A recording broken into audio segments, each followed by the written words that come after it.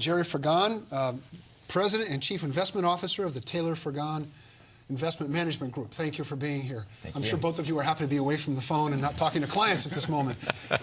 If we can start with a general question, and it may be an unfair question, what the heck has happened? Why is the economy, sort of what got us where we are right now?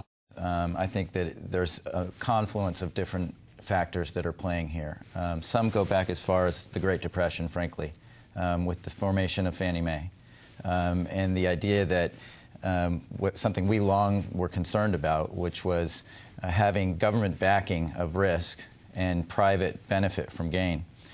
So the moral hazard that's created by that type of an entity being set up, only exacerbated by Freddie in 1970, Freddie Mac being formed in 1970, repeated attempts on the part of the government to try and essentially force ownership of homes on folks that really, frankly, couldn't afford it.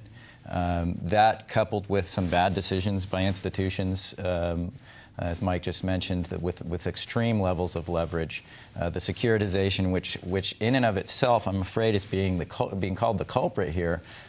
We can't forget that securitization has also allowed for the spreading of risk, and when handled properly, is a very good thing. Explain what securitization is. Securitization is where you take a person who gets a mortgage and goes to the bank. It's originated at the bank.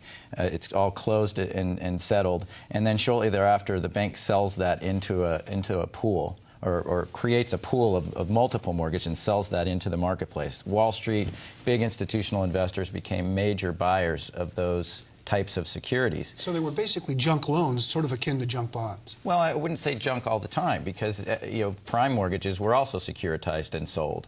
The extent to which subprime has become the epicenter of this particular chaos that we're going through right now, surely, yes, they were junk, quote-unquote, loans, which had attached to them a higher payment, a higher interest payment to the investor.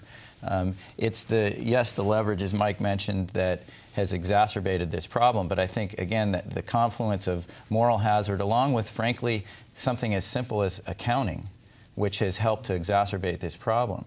In the wake of the S&L crisis, there was a lot of emphasis in the early 90s. Richard Breeden's SEC put out requests to try and change the accounting rules so that there was a better way to get transparency, so we could see into balance sheets of companies and know when they were doing fraudulent, taking on fraudulent type activities, as many did in some 2,000 S&Ls that failed with the S&L crisis. So the fact that today we're where we're at has a lot to do with just the simple accounting. When Breeden came in and said, hey, we need to fix this, it's now been, 15 years later, and in November of '07, kind of the final phase of mark-to-market accounting, as it's called, came into place with FASB 157, in which banks were forced to mark their assets to market. Today we don't have a market for a lot of these assets, so that's what's causing a lot of the consternation.